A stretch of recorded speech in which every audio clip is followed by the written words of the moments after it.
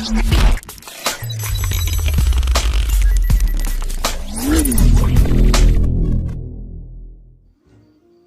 алайкум ба ҳар як шунаванда ва бинандаи канали Тавозуни ҳақиқат. умедворам ки ҳамаи шумо созен хубанд. имрӯз бо хости худованд якчанд хобҳое ки подписчикои мо дар комментария навистагиянд таъбир мегардонем. ҷонибек Назаров навистаанд: хоб дидани мурча чист?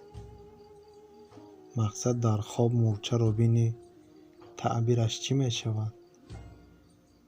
мурча дар хоб ҳамчун мардуми заиф таъбир мегардад.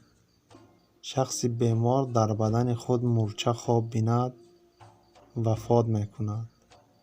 ҳамзамон мурча дар хоб нишонаи серҳосилӣ ва насибаи Аллоҳ аст. нафаре ки ба хонаи худ даромадани мурчаро хоб бинад, бурборию неъмат ба манзилаш ворид мегардад. ҳамзамон мурча дар хоб нафаре аст ки меҳнати зиёд мекунаду ба дӯсти худ фоида мерасонад. нафаре хоб бинад ки мурча аз манзилаш чизеро мебарад, ҳама чизро аз даст дода қашоқ гашта метавонад.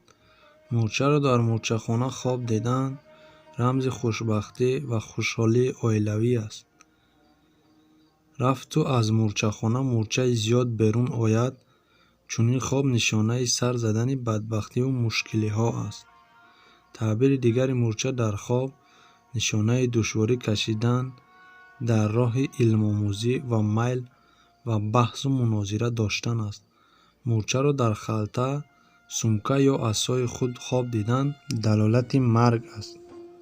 таъбири хоби духтур: агар нафари бемор дар хобаш назди табиб равад, аз беморӣ шифо меёбад. рафту шахси сиҳат ба назди духтур равад, бемор мешавад, хусусан агар духтур барояш дору нависад.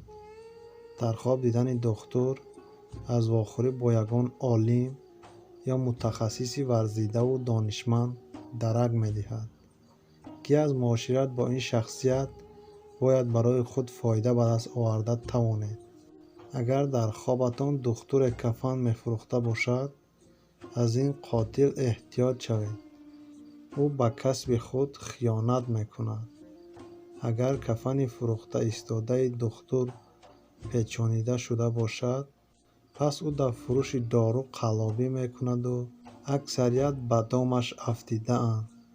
рафту нафаре хоб бинад ки духтур касби чармгариро пеша намудааст, ин ба ҳунару кордонии ӯ ишора мекунад.